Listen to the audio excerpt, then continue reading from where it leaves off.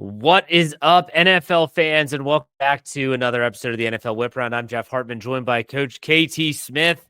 The regular season is over. Let the playoffs begin, right, Coach? Welcome. How's it going?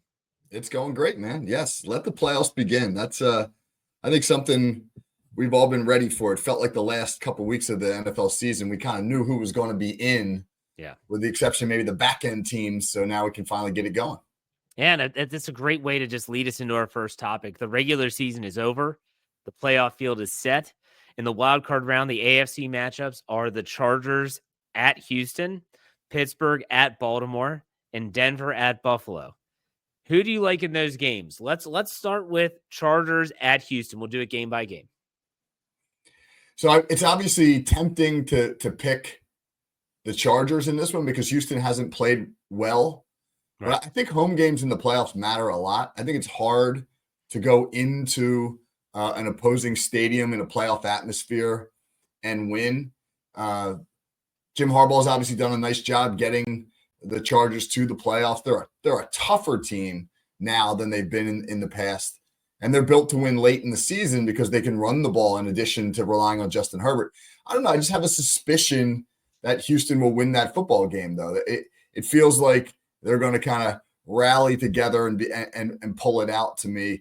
I would only say that as a result of it being in Houston, however.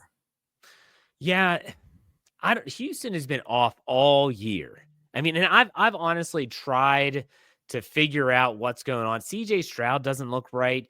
Nico Collins got hurt, and he's been out for a decent amount of time. And then obviously Tank Dell suffers another really bad injury. That was on the Saturday before Christmas in Kansas City. I don't know. Joe Mixon, he actually looked great to start the season, but he got injured and he's been banged up. Maybe it's all injuries. I don't know. And their pass rush has been really good, but there's something off. I think the Chargers have a good shot at going into Houston and winning this game, especially if a J.K. Dobbins is able to get the ground game going. Justin Herbert has not been turning the ball over this season, and I like their defense. I think their defense is pretty good, but I agree with you. Home field advantage does matter a lot in the postseason. Yeah, it shocked me over the last 9 games, Bryce Young's stats are better than CJ Stroud's numbers in basically every metric. I mean, it's not like one thing, it's everything. And that points to both, Bryce Young has developed, but yes, CJ Stroud has struggled. But again, man, I just think given the opportunity to play that home playoff game in front of that crowd, it feels like Houston can put one together. Have you watched a lot of Houston? Have you seen anything different with CJ Stroud that makes you think like, man, this one thing, this process that he's not doing that he usually does? Is there anything that pops off the screen? Yeah, he's holding the ball longer. He way more sacks this year than a year ago. And that might be because defenses have gotten a pretty good beat on what Bobby Slowick's doing there as the offensive coordinator and are obviously changing some things up and forcing him to read more of the field. But that's been the big thing that's popped out. The sack numbers are way up. All right, yeah, for sure. All right, so I'm going to take the Chargers there. You're taking the Texans. I'm going to take the Chargers. I think the Chargers go and pull off an upset, and they're able to move on to the divisional round. But let's talk about the next game, a game that we're very familiar with, and NFL fans are familiar with because you always see this game typically in a primetime setting, and that's Pittsburgh going into Baltimore on Saturday night at M&T Bank Stadium. This is going to be a tall test for a Steelers team that's lost 4 games in a row heading into this game on Saturday. Did the Steelers even have a chance, Coach? Absolutely. Absolutely. I mean, I say that as a Steeler fan, but I say it more as somebody who appreciates history, right? What does history tell us? It tells us that these are always close games with the exception of the last one, which Baltimore won by 2 touchdowns, but that was a lot closer than I think the final score, right? The Steelers have the football in the fourth quarter, down 1 score. It's a 1-score game and they've got the ball. And Russell Wilson winds up throwing a pick 6, and that kind of allowed Baltimore to build a cushion. Steelers prior to that game had won. Prior to the game a couple of weeks ago, Pittsburgh had won 8 out of the last 9. And of those games, they had all, with the exception of the one 2 weeks ago, come down to 1-score games. So it's the third meeting. Third meetings are always tough. Granted, these are 2 teams going in opposite directions, right? Like you said, Pittsburgh's lost 4 in a row. Baltimore's won 5 in a row. all the money's on Baltimore. The spread on this game is bigger than the spread on any game in the wild card round. And that tells me it's going to be a close football game because that's usually wrong. Yeah. Still, I have a hard Got it. time picking the Steelers here. What about you? So just so we know, when we're recording this, the Steelers are getting 10 points Yeah. on the road in Baltimore, and the over-under is set at 43.5. So they're not necessarily seeing this being a high-scoring affair. They are saying that they think that the Ravens are going to be able to win handily. There's nothing about what the Steelers have done the last 4 weeks that gives me any type of confidence. But the one thing that gives me a shred of confidence is the fact that if there's one team that can really mess with Lamar Jackson, it's the Pittsburgh Steelers. And Mike Tomlin knows how to confuse him, confound him, befuddle him, whatever way you want to put it. He has a good feel for what can disrupt Lamar Jackson in that Ravens team. And you're a fan like I am. If you watch enough of these Steelers Ravens games, weird crap happens every time they play. It could be a missed field goal. It could be a fumble. It could be a weird interception. Just look at the last time they played. You brought up the pick six. Let's go back even further in that game. The Steelers have the football. They're driving. They are putting the pedal to the metal on that Ravens defense, and they are getting ready to punch it in. And Russell Wilson, instead of sliding at the goal line or even just trying to avoid a defender, decides to take on the defender and fumbles the ball at the 4-yard line. And then the whole game flips on that play. Weird stuff happens in these games. And in the playoffs, sometimes all you need is a ball to bounce your way. The Steelers have not been the recipients of that ball bouncing in the last 4 weeks. Kind of tells you that the way that the football is, I don't know if you don't believe in this, I do, that eventually those bounces are going to find you. You're going to start getting those fumble recoveries again. That's to me, coach, agree or disagree, that's the only chance the Steelers have in this one is if some weird stuff happens and the ball does bounce the Steelers' way. Yeah, I mean, they've got to get some breaks for sure.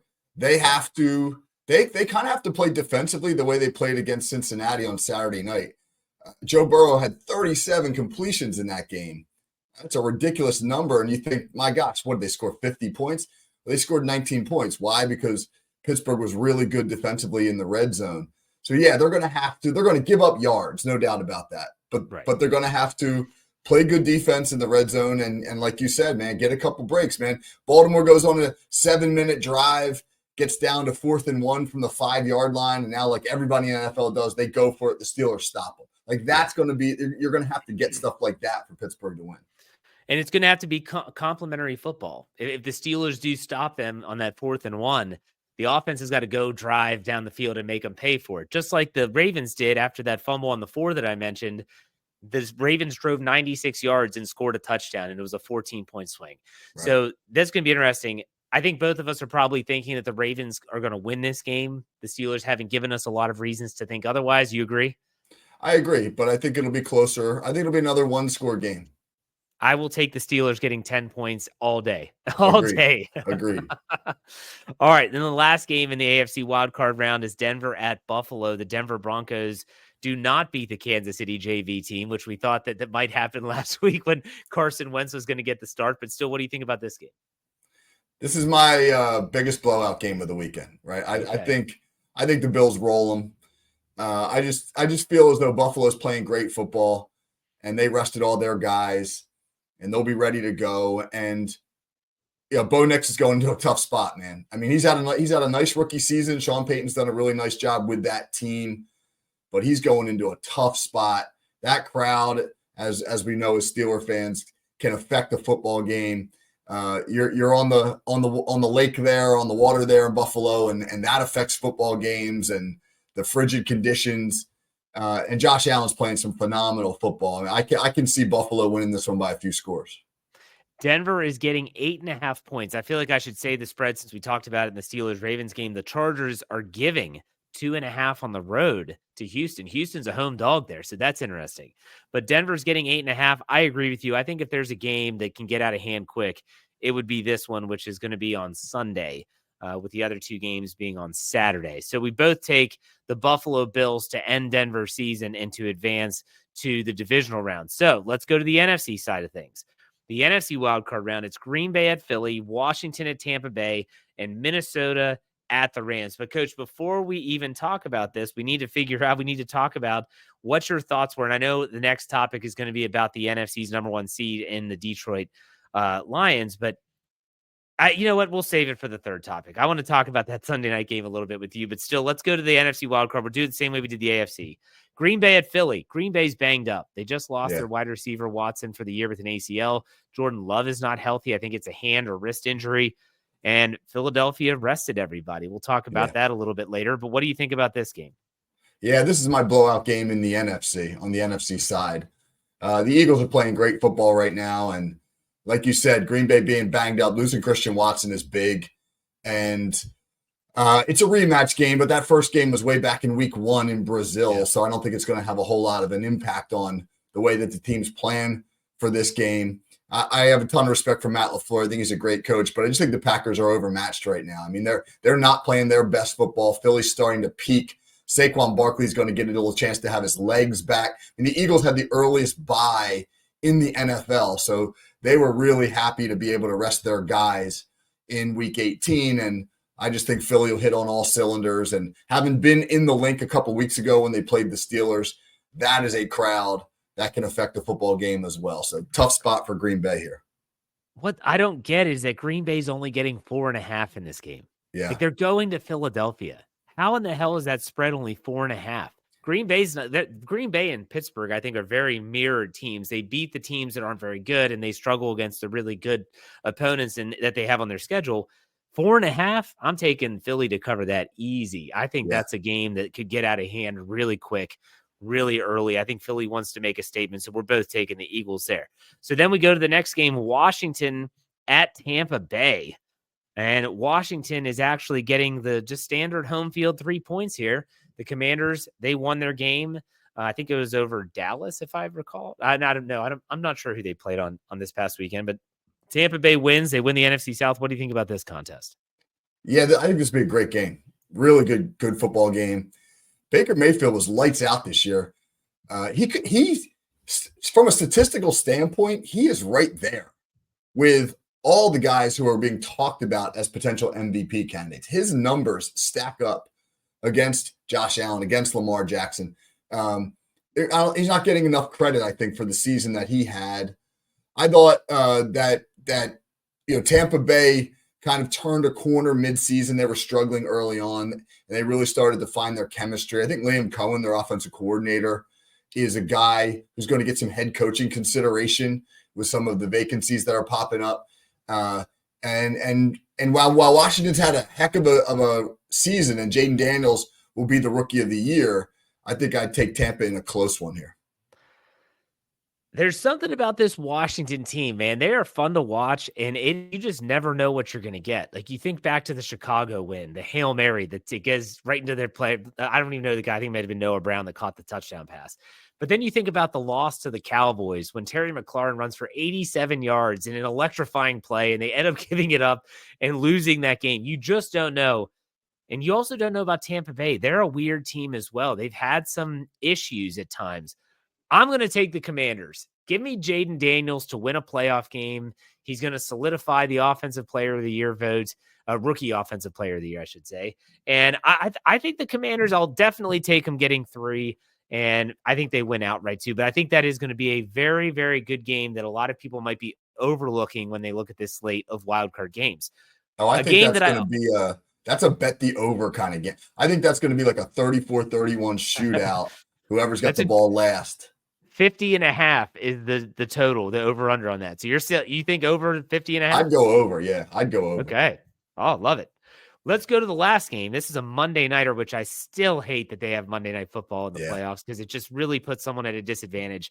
The Minnesota Vikings, who lost on Sunday night, they have to go to the LA Rams. The Rams are giving 1.5 as they rested a lot of players and got themselves right. What do you think about this game? There's a lot of intrigue here.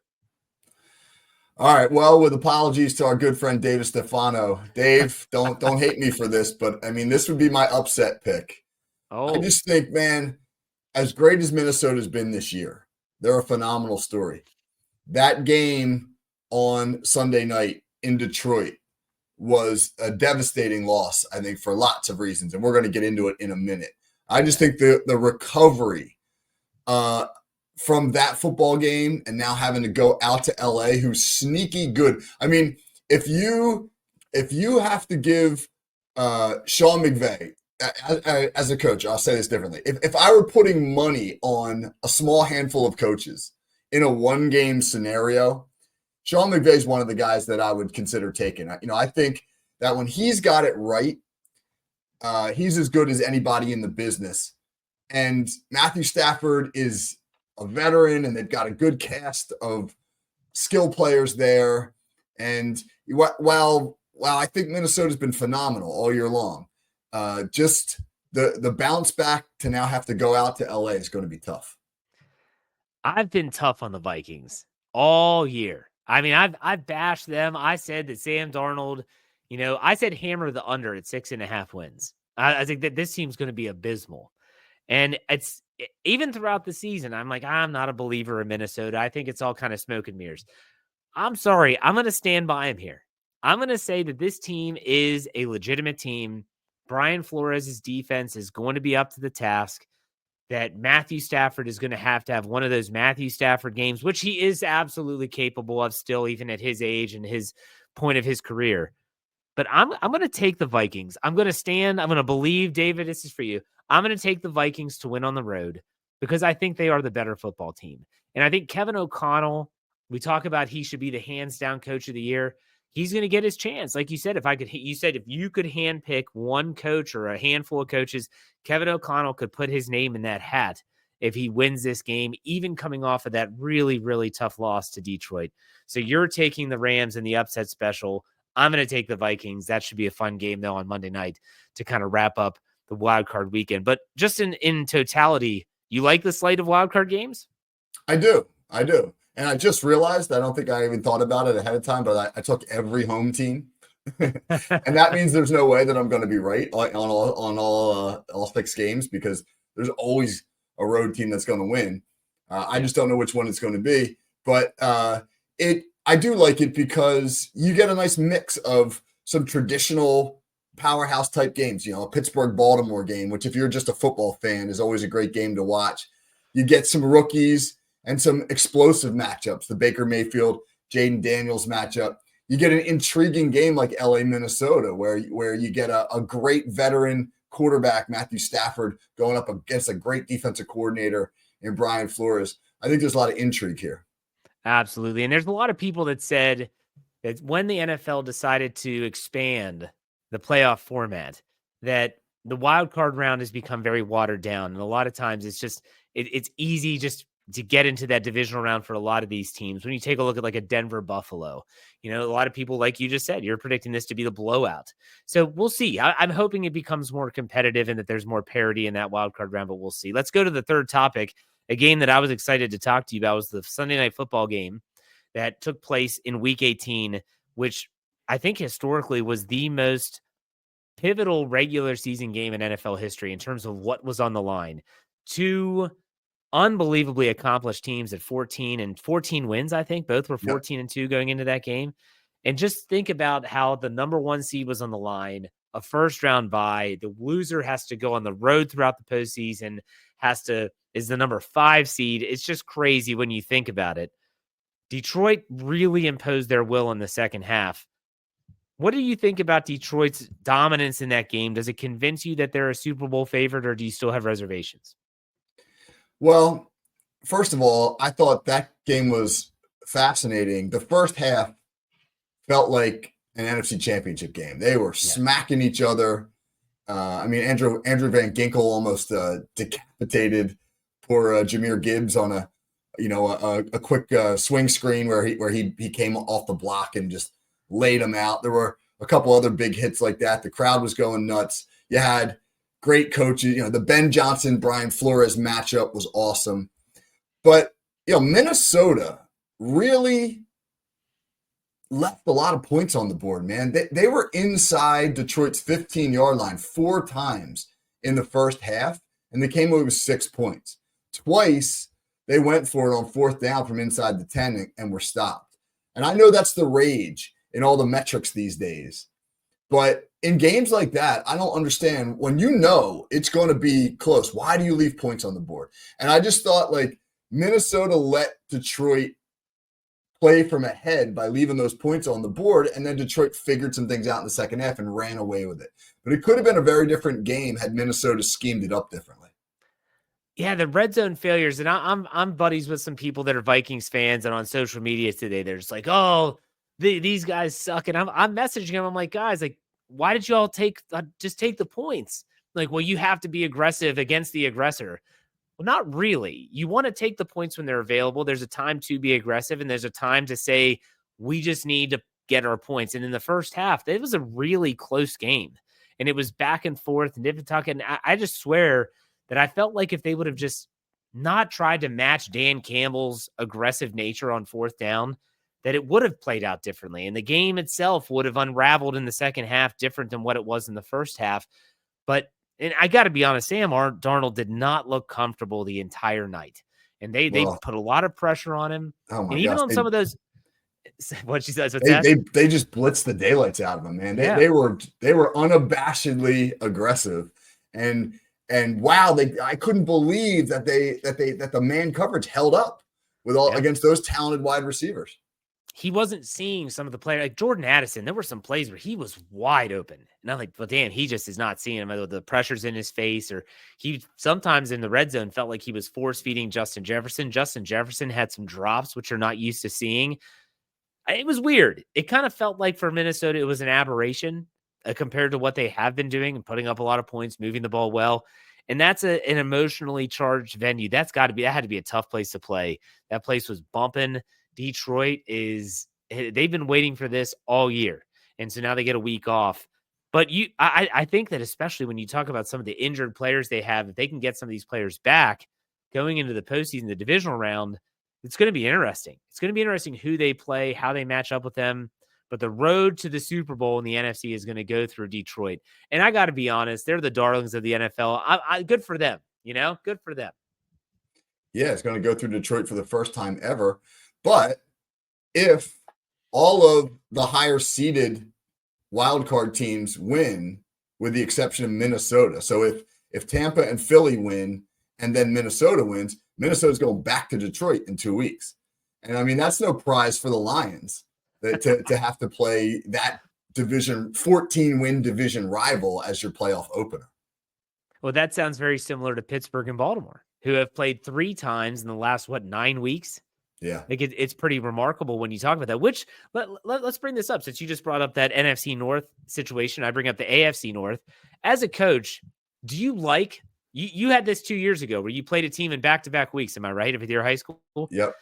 Do you like that and having that matchup real close to each other? Or do you prefer, okay, we need some time. Like I need to evaluate things in a little bit. So who do you give the advantage to when you talk about these situations?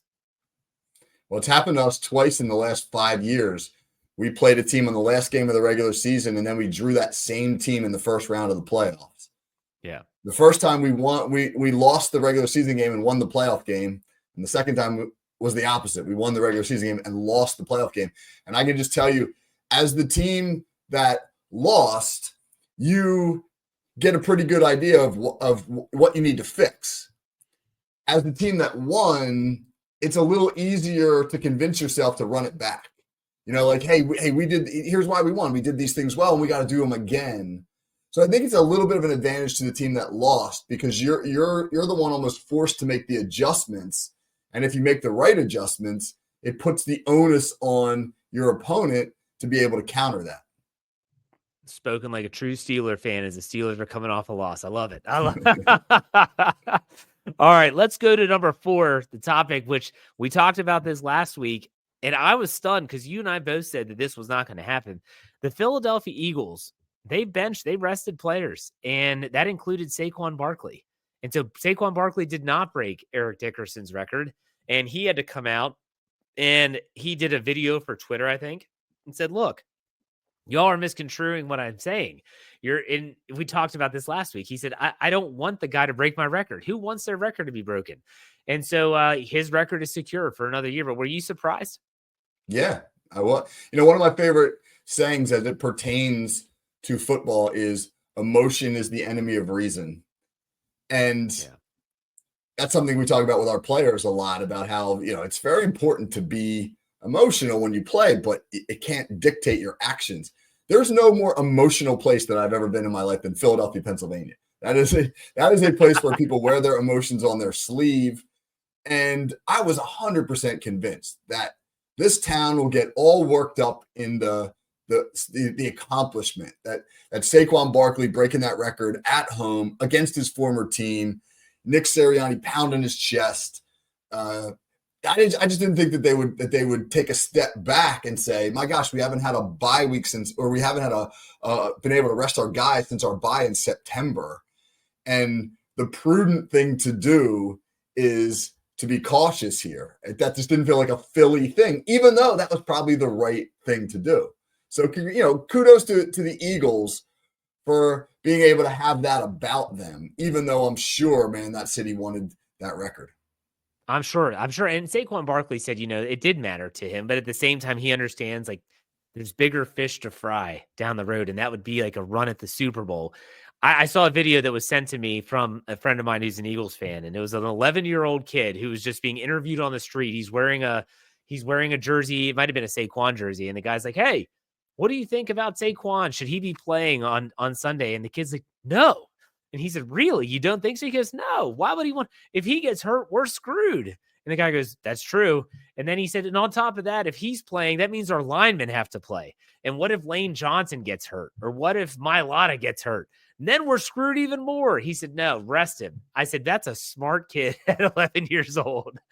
So I want to ask, since you're right in that Philadelphia community, even though you're in New Jersey, what was the fan reaction? Were they okay with it? Or were people calling in saying Sirianni's an idiot like they always do? I mean, people are still saying that, but no, they were okay with it. They really were. There wasn't any. I think people recognize the impact Saquon Barkley has made on that football team, and that that's their path to the Super Bowl. I mean, they don't feel as though Jalen Hurts is going to throw the ball 40 times and get them to the Super Bowl. But if Saquon Barkley's got to run it 30 times for the next 3-4 games, they're 100% fine with that. And so, yeah, people were surprisingly cool about it. Wow. Okay. Let's go to our fifth and final topic. We're recording this on Monday afternoon, and Monday is after the last day of the regular season is I guess you could say it. It's called Black Monday. Whether that's an affectionate term, no, it's not. But Black Monday, where coaches get canned. Now, some of these coaches started being fired before Monday. The NFL teams did not wait around. Like Gerard Mayo was fired on Sunday. Do you have the full list, Coach, of coaches that have been canned? As we are recording right now, Gerard Mayo in New England and Doug Yep. Peterson in Jacksonville Yep. were fired in the last 48 hours. And then prior, you had Matt Eberflus in Chicago, you had Robert Saleh with the Jets, and you had Dennis Allen with New England. So at the moment, there are 5 openings. And we do know that Brian Daboll of the New York Giants, they supported him. He's not going anywhere. Some people had wondered if down in Miami, if they would have a change of heart there. They are standing by their guys there. I Indy just is standing by Shane Steichen. He's Yep. got their owner said he'll be back. And in typical Raiders fashion, Antonio Pierce went in front of the media and they asked him if he was going to be back. He goes, "I haven't heard anything different." So we assume that the Raiders are not firing Antonio Pierce. But some of these situations are interesting. Like I found the Jacksonville Jaguars interesting based on the owner, Saad Khan, saying that the coach is going to answer to me and that Trent Balk, the GM, is not going anywhere. I just don't understand who wants that job? You don't get to choose your GM and you have to report to an owner. Like, I don't know. And there's, for instance, New York, like they're keeping that staff together. Just, I got to be honest, Coach. Like, I want to ask your thoughts right away before we get into the details and the minutia. But what were your take on some of these firings?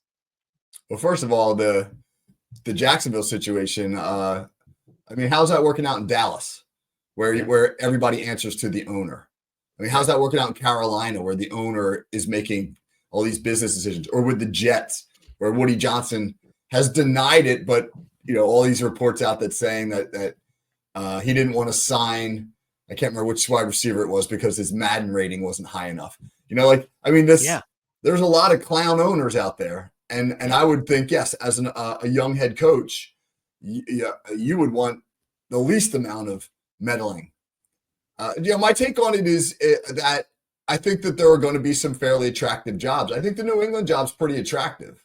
Uh, they've got 90 something million dollars of salary cap money to work with. That's the most in the NFL. They've got the number 4 draft pick. They've got a pretty good defense. They have a terrible situation at the skill positions. They've really got to upgrade. But Drake May looks like he could be a keeper as the quarterback. So there's some pieces in place there.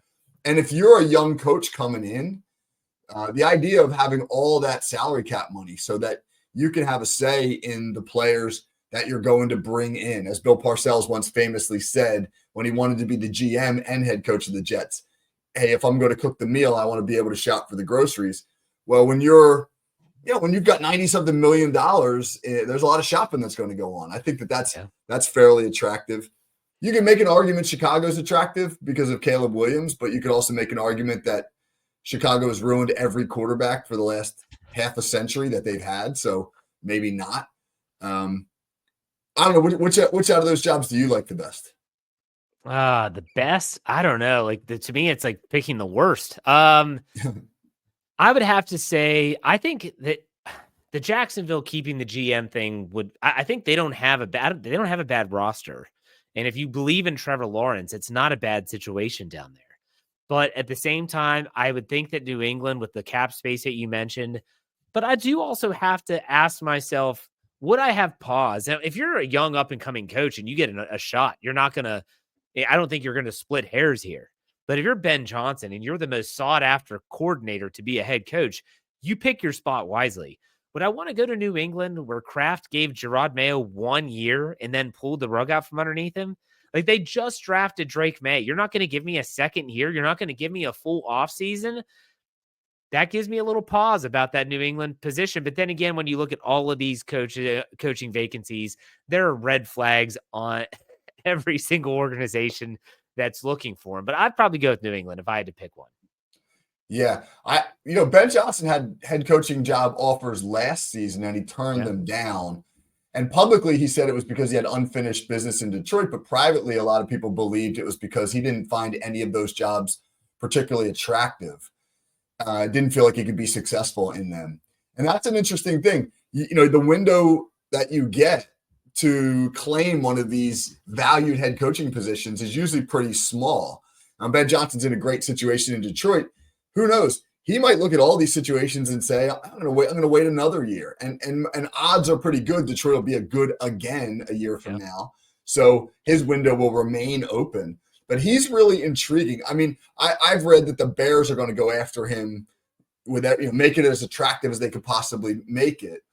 Would he defect to a division rival with the opportunity to coach Caleb Williams? He's coached against the Bears. Maybe that gives him some intimate knowledge of how valuable or how that situation really is. But you're right. I wouldn't want to work for Robert Kraft. I wouldn't want to work for Khan down in Jacksonville. New Orleans, I mean, they've kind of been lost in the NFL wilderness for a while now. Like, when's the last time New Orleans was a really relevant, competitive NFL team? They have a year every once in a while where they pop up, but like they haven't been able to sustain anything. And then you got the Jets and Woody Johnson, a perennial disaster. Are any of those jobs attractive if you're Ben Johnson? No, I'm going to say that Cliff Kingsbury gets the Bears job. That's my guess because he has a rapport. Doesn't he worked with Caleb Williams at USC? Did he not? Yeah, and he's got a reputation for developing those types of quarterbacks. He worked with Mahomes and Manziel and Kyler Murray and all those guys. That's my guess. The Jets, I mean, hell, they want to interview Arthur Smith. They're interviewing Rex Ryan. I mean, they're pulling out all the stops, which is hysterical to me. I think the Saints job is one of those where like, yeah, who wants that job? They don't have a quarterback. Derek Carr is a free agent, I think, after this year. Spencer Rattler is not really that guy that's like waiting in the wings. The defense doesn't really have much to write home about. They're not in a good cap position because they they just keep kicking the can down the street, assuming that the cap's always going to inflate up, which it's supposed to again in 2025.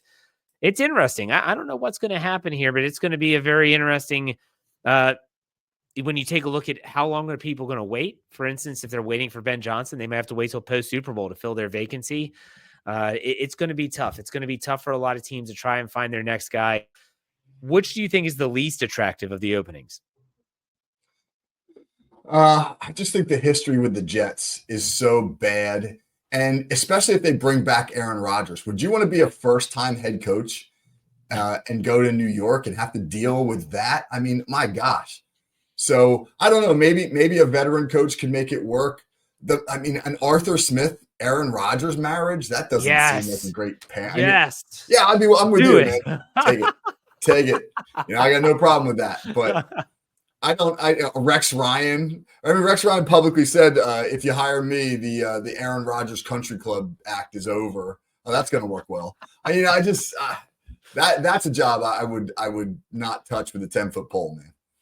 Did you happen to see the play in the Jets game, the reverse throwback to Devontae Adams that almost got him killed against Miami? Yeah. Did you happen to see that? Did that not encapsulate the 2024 Jets perfectly into one play? If someone said, Jeff, show me one play that shows me the Jets in 2024, I'm showing them that play.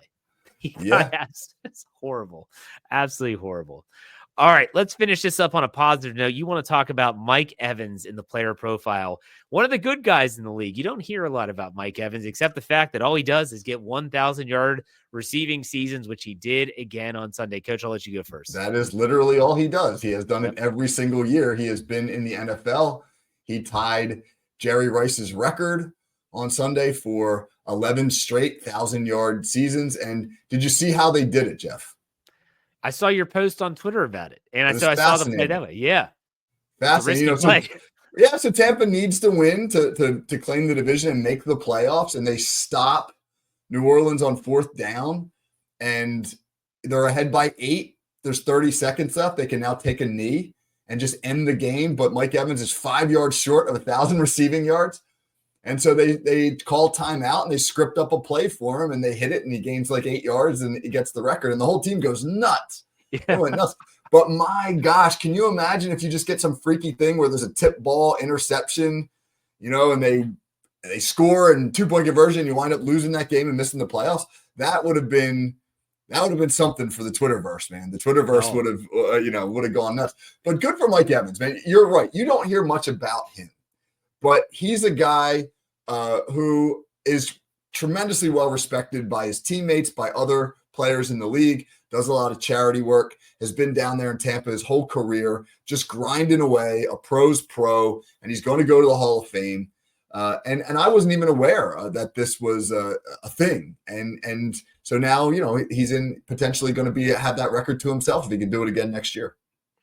In a world where you have people like Antonio Brown when he quit on the Buccaneers in New York, and you have Tyreek Hill who essentially quit on the Dolphins on Sunday, he's the antithesis.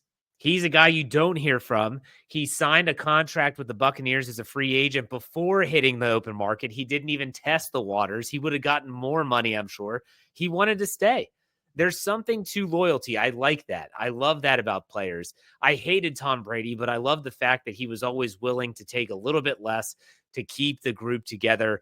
And that's paying dividends for him. And I know there's a lot of people, because we heard it with Saquon Barkley and him potentially breaking Dickerson's record in 17 games. And even Dickerson talked about how OJ did it in 1 game less than he did. Mike Evans didn't play a full season this year. He was hurt. He had a really bad hamstring injury that I think sidelined him for almost 4 or 5 weeks. So it's not like he played in 17 games and barely got 1,000 yards. He did it in a lot less. I'm not sure that 12 games this year or something like that. So good for Mike Evans. I like talking about good guys in the NFL, and he's one of them. So for sure. Absolutely. All right, Coach, I want to give you an opportunity to plug your first. You just did yesterday, and you got one today as well. Your daily call sheet podcast. Go ahead and plug that. Yeah, it's cool, man. So I got a rebooted podcast, The Call Sheet, which we're now calling The Call Sheet Daily, and we're doing it Monday through Friday. Short shows, 10 to 15 minutes long, a specific topic. I have a theme for each day. So the Monday show is just called Openers. and we kind of do like what we think will be the big story of the week. Today it was on Black Monday, or Monday it was on Black Monday. Today, Tuesday, our Tuesday theme is going to be on the idea of whether or not there are unwritten rules, right? So we're going to call it an unwritten rules segment, and we're going to look at things that are generally perceived as football truths, and pick something from the previous weekend and dissect it. We're going to look at like the Vikings' decisions to go for it on those fourth downs. What is now the unwritten rule about fourth down in the NFL, and how did the Vikings really kind of exemplify that?